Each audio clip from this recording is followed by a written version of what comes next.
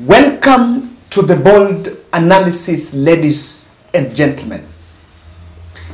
Kenya Kwanza government is likely to explode from these three different aspects I want us to look at in this podcast. And let's start from this video here. Tulipofika ofisi kama wizara na serikali, tulipata kwamba uwanja zetu nyingi zimeachwa na projects mingi ya airport imeachwa nyuma sana. Kwa mfano, huko Nairobi tulipata kwamba ile renovation ilikuwa kwa JKIA, Terminal 1C, Terminal 1E, 1A, 1B. Tunaona kwamba aswa kwa sababu watu wengi waliona ile uwanja ilivuja jana wakati ilinyesha mvua kwa wingi, ni kwa sababu ile renovation ilifanywa kwa Terminal 1C na E ilifanywa kwa nia ya kwamba hiyo uwanja sehemu hiyo ingevunjwa na ijengwe kitu ilikuwa inaitwa infill project. Kwa sababu hiyo infill project ilihitaji pesa nyingi sana. Ile renovation ilifanywa ilikuwa temporary. Tayari nimeongea na wale contractors walifanya kazi hiyo na wahandisi na wale wasimamishi wa kazi hiyo, na tumekubaliana ya kwamba lazima hiyo kazi irudiwe kufanywa vizuri. Tunaona projects mingi yenye ilifanywa kwa serikali iliyopita, aswa mwisho ilifanywa kwa haraka na kidogo utaona kwamba haikufikia ile kiwango inahitajika kwa mambo ya projects. Ndio unaona JKIA tuko na shida ya mambo ya stima. Mliona kwamba nilijaribu kusuluhisha mambo ya generator. Juzi bado tulipata shida ya giza, lakini ilichukua muda mfupi kuliko kabla hatujafanya mabadiliko. Nimeambia KA pia wafanye mabadiliko zaidi, na ule contractor ako side ameshaweka generator, lakini ameenda polepole akisingizia kwamba angeenda kwa mwendo wa kasi ingeleta shida, kwa sababu pia ingeharibu network zingine za stima yenye ilikuwa kwa airport. Nimesema hata kama ni kuongeza macontractor wengine, lazima tutafute uwezo zaidi kuhakikisha tumerekebisha mambo ya stima once and for all. Hiyo 20 minutes hiyo excuse ile ya kusema ilikuwa tutakika 20 ni nyingi sana. Tunataka interchange ya generator ikuwe automatic. Sekundi 30 ndio tunaweza kukubali. Zaidi ya hiyo ni kulegea kazini. Ile infill terminal hapo nimesema KA wahakikishe wamerekebisha, na ule contractor na engineers walisimamia kazi hiyo lazima wajibike. Kweli wa mambo, ile scope ya kazi ilifanywa aje mpaka kwamba ikinyesha zaidi ile airport inavuja.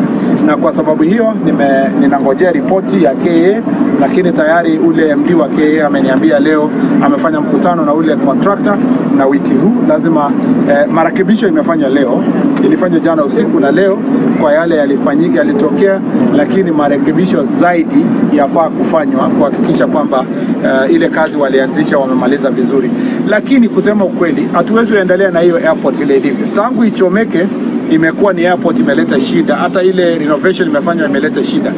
Tumesema tuko na mpango ya kujenga airport mpya, ile inaitwa new terminal kwa upande ya greenfield yenye iko upande ule. Tayari tuko na feasibility study, kandarasi ya PPP project inaanza Januari, na rais amesema kwa miaka mitatu sisi lazima tukue tumedeliver before 2027 a complete new airport ambayo tunajenga kupitia ile mpango ya kushirikiana na wanabiashara ama wawekezaji wa kibinafsi. Now you realize on one side is the leaking JKA. The roofs at JKA have been leaking the other day when it was raining. And when the minister in charge of transport was asked about it, he decided to play a political propaganda that is happening because of a shoddy work that was done during Uhuru era. And that indicates, I've used that example to show you the first axis of that explosion: service delivery. The service delivery is very poor on Kenya Kwanza, because even if you want to lie, even if you want to run a political propaganda against in the wake of such an incident, at least you need to be smart. If the work was done shoddy during Uhuru era, now do you want to tell us that since that election happened, is it the first time that it is raining? You know, is it the first time that it is raining? It has been raining. Why is it leaking now? Now, you see, and I listened to that and I was like, this is, wow, for lack of a better word, this is hogwash. Now, fine. Let's take that the contractor did a shoddy work. But then Waziri, don't you explain for us why within the last 2 months there have been 2 blackouts at the national airline, at JKA? So was also, in fact, if the whole thing was about Uhuru Kenyatta, then during Uhuru Kenyatta reign, why didn't we ever experience such a big blackout? There have been a colossal, incompetence on the government side in terms of service delivery. And I don't know, it doesn't take who will be put in charge of public service. So it will not take, it doesn't matter on how many taxes you collect. These leaking roofs, if they're leaking because Uhuru Kenyatta, a contractor that works during Uhuru Kenyatta, did a shoddy work, then this is something that they ought to have realized before, because it's been raining. It's been raining. So, you know, the lie cannot, it's a displaced lie. You know, sometimes you don't just lie for the sake of it. And I haven't listened to Rigathi defending it. But we have a 5% of engineers who are not very straight. They are not truthful. They lack integrity. They connive with contractors to compromise standards. We have roads that have been started even before the completion date. They are potholes. And those roads were certified by engineers and paid. What the CS Kipchumba is talking about, the airport, I've seen some people castigating him when he said yesterday what happened about JKIA. Well, that is the truth. You know, people in this country are allergic to truth. And quite a number have a problem with me. But there's nothing they can do. Because the truth is the truth. JKIA was done at a massive cost. But today is a shame to this profession of engineers and architects. And I want to ask again. So if Uhuru Kenyatta is the problem, then why didn't it leak then? There have been colossal incompetence in terms of service delivery. We've experienced national blackouts, you know, on the end. Now there have been a lot of increase in terms of service charges. Go to the Ministry of Lands, go to Attorney General, go to the IDs sector. Everything seems to have been increased in terms of service delivery. And that angle is causing the explosion, because Standard ran a story on, was it on Sunday, on Monday, that some KRA officials have been complaining that they're working under some due pressure from the powerful forces to reach the targets, while sometimes those targets are a bit unrealistic. So that's the first axis. The second bit is the party squabble. Or let me just use the succession battle. 2 successions are going on. There is a succession in Rift Valley. And that is why I wanted to hear Oscar Sudi insulting Cherargei. Kama ya UDA tuwe na nidhamu, tuwe na discipline. Tusikue sasa wale watu wanaongea tu vitu haina maana. Tukue watu tunajua ile kitu tunatafuta. Kwanza tujue tumetoka wapi, tunaenda wapi, tumefika wapi, na tunataka nini. Unajua kuna watu mimi tu siku hizi wanaongea tu na uchunge sana. Ukiona kichwa chako imeanza kuwa kubwa na tumbo lako inakuwa kubwa ovyo ovyo, unajua uko na kasoro. Unajua uko na kasoro. Kuna watu walichaguliwa juzi hapo walikuwa wamebamba hapa, sasa wame kichwa kubwa, tumbo kubwa, akili kidogo na maneno mingi. Mwambie Jerengea wache mdomo. Sisi kwa hii chama na hii serikali tunataka watu wa kutumia akili, watu wa kwenda kwa mesa na kupanga maneno, sio kwa barabara. Hiyo maneno inaisha bwana. Sisi tulipiga kelele, kama kuna mtu alipiga kelele ni mimi. Nilifanya press conference kama 100. Bado mimi nafanya press conference. Mimi kazi yangu ni kuamka asubuhi kutafuta comment, tafuta hii barabara, tutapanga hii namna gani, tafuta hii stima, fanya hii, sio maneno ya microphone. Hebu tufanyie dance na vitu vingine na vingine, lakini sasa sio maneno ya maendeleo. Hii serikali ni yetu na tuende mahali. Na hii serikali ni ya Wakenya na uchumi itarudi. Sawa sawa? Sijasema ati kwa sababu atukura tumbo kila mtu. Mimi nakwambia ukiona mtu alikuwa mwembamba na mara moja kitu inakuwa kubwa na tumbo inaambatana, mjunge. Kuna mahali kuna miss. Mambo na uchumi nasikia watu wanalia. Ni ukweli. Uchumi kwa sasa ni mbaya. Lakini uchumi wakati tuliingia kwa hii serikali ilikuwa mbaya zaidi. Tumefufua zenye hamna habari. Tulifika huko ile watu walikuwa wamechukua kila kitu, walikula ugali, wakula mpaka ile mori na kila kitu wakaenda naye. Tulipata all. So patieni rais muda kidogo. Ukiona rais halali anaenda nchi, anatoka anaenda nchi, si ati anapenda kutembea ama si ati amekosa kazi. Ni maneno ya uchumi anashughulikia.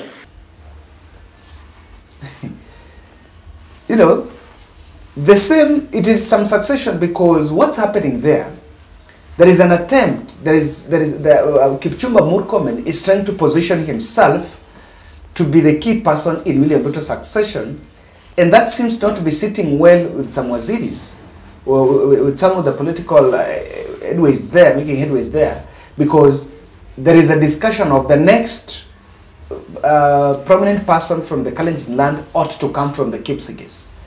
They are the largest, and of course they have been supporting the northern side for so long. So that politics is there. And if you just think that's the first succession in Rift Valley, the other succession battle is in the central Kenya. And that is why there is a scramble for the UDA party. And the governors or the leaders from the mountain are looking more angry. I don't know why. It is not right. Either is that Nairobi a headquarter.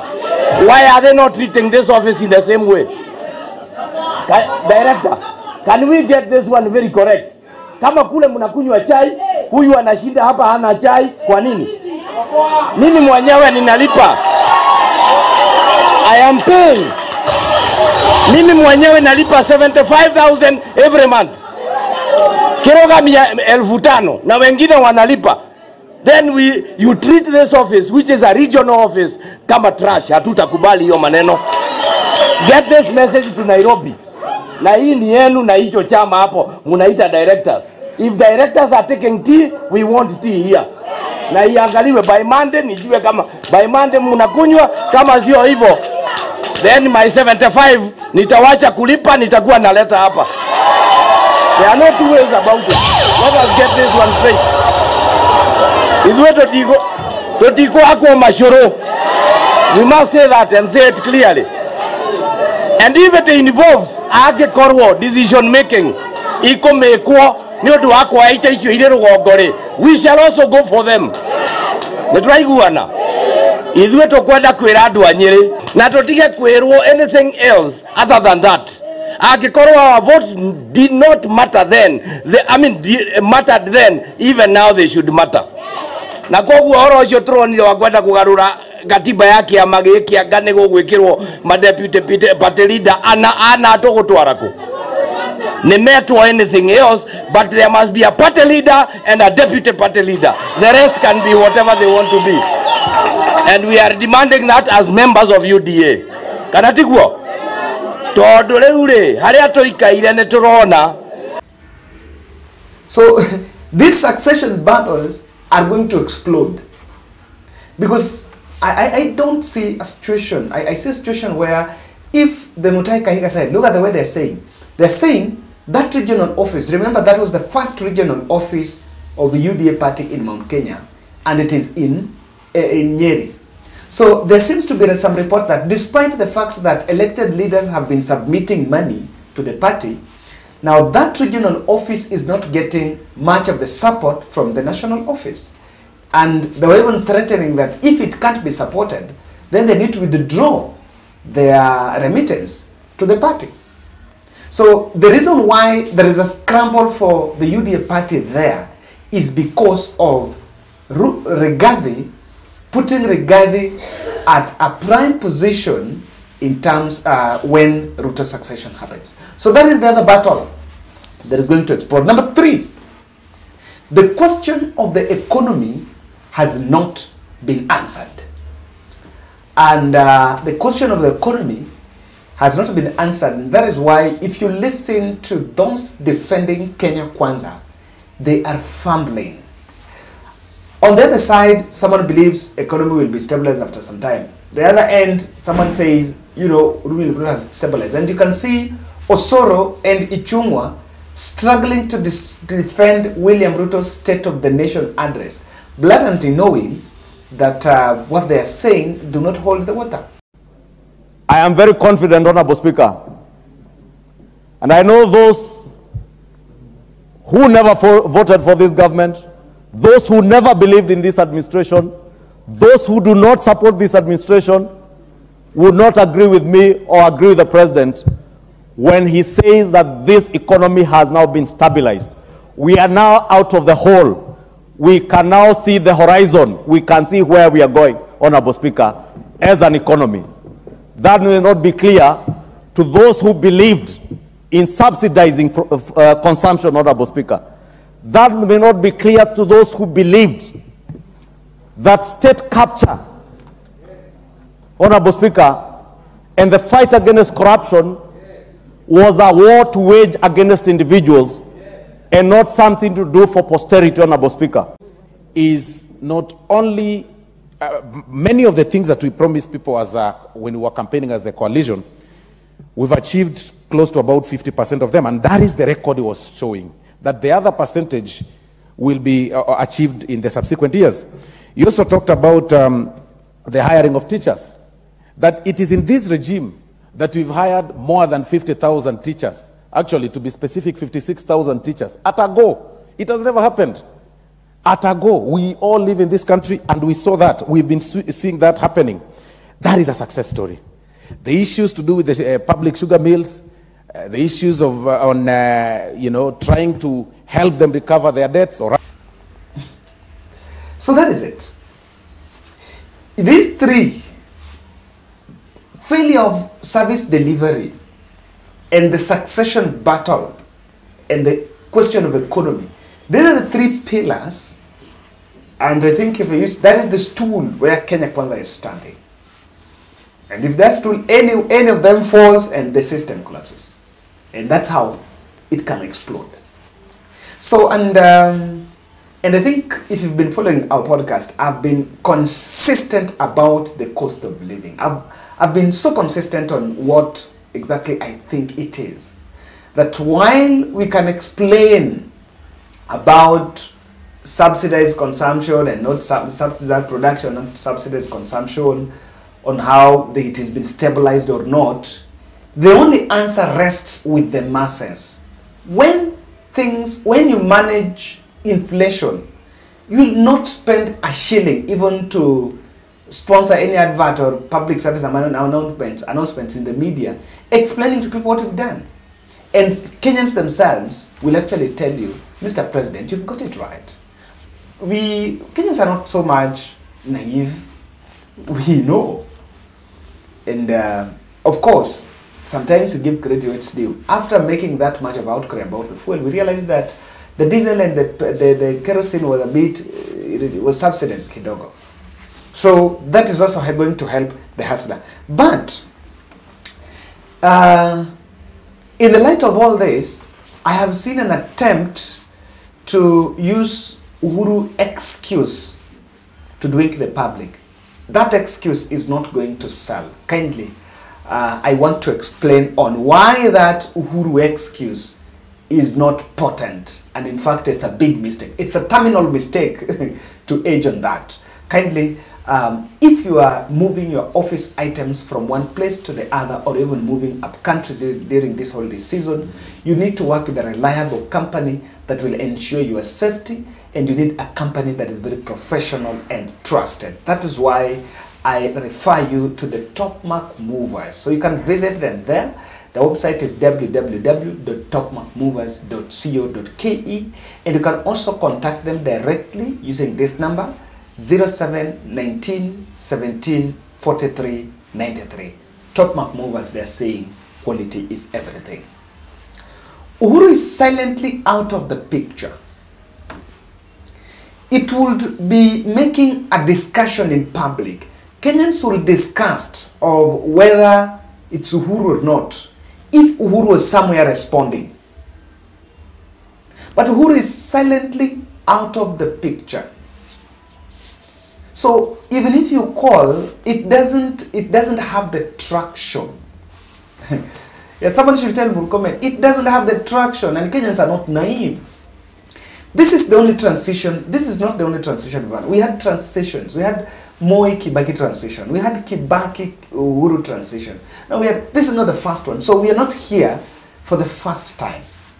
So that precedence does not work because Kenyans are not seeing Uhuru Kenyatta. Kenyans are seeing you. They're not seeing any Matiang'i or Uhuru Kenyatta RCS in the public. No, they are seeing you, and you are the one to judge. And I'm wondering, it did to backlash. Uhuru is not coming here to vie for any position. So as much as you might spend time and twist and propaganda on Uhuru did this, Uhuru did that, it doesn't work. And if you want to show us that Uhuru did the problem, then the effects should have been felt by them. You know, there's some things that, if you're saying Uhuru affected this and that, and the economy questioned all that, but then, during his time, things were good. Or things were better, not that good, but things were better.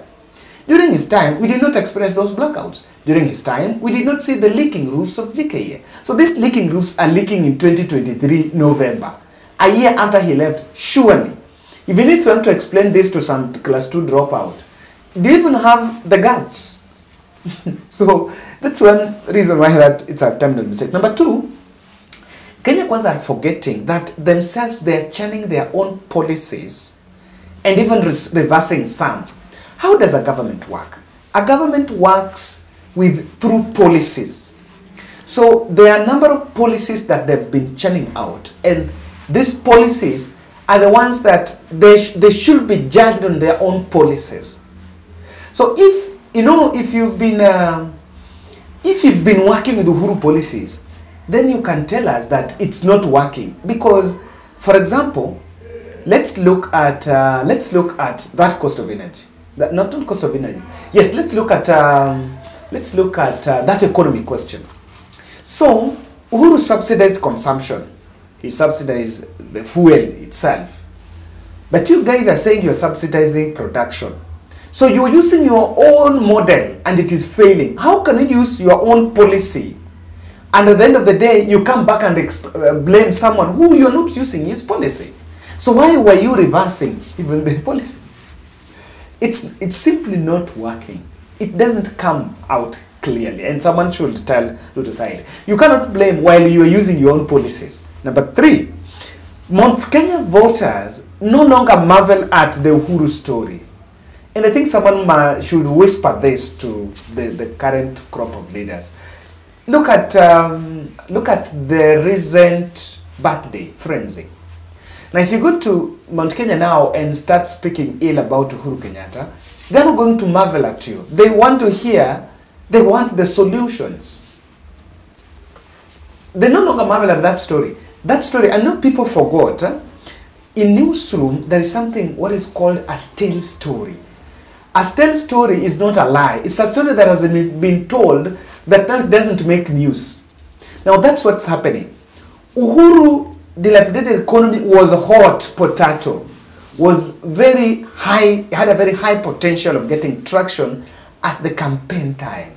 Because even by that time, Raila Odinga was the other side campaigning, Uhuru Kenyatta was also coming out, even responding. So, but now, that story is stale. And the more you try to lean on it, people just look at you as a man who is an escapist. It's an escapist narrative. You seem to portray that I've just been beaten, so I'm just looking for who to blame.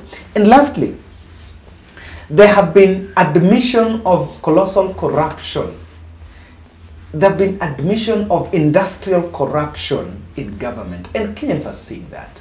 I think Felix Kosgei, there is a soundbite of Felix Kosgei, him admitting this. And that's what I was saying, that we are seeing corruption. We are seeing huge expenditure. You know, we did tree planting and spent millions. We are seeing a lot of opulence and extravaganza in spending. While on the other end, you want to say that it's Uhuru Kenyatta. We are seeing corruption. Look at listen to Ann Jerry's story.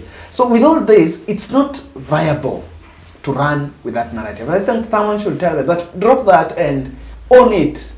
Just own it. I don't know what's making it difficult for Murkomen just to say that, look here, I was also apprised of the roofs. Those roofs were made some way back. I think they're just leaking because maybe they've grown old or there's some rust. Just be truthful.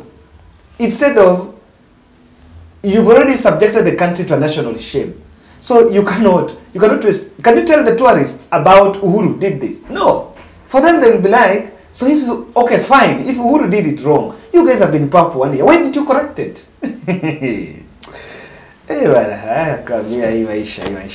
Asanteni sana. Let's meet in the next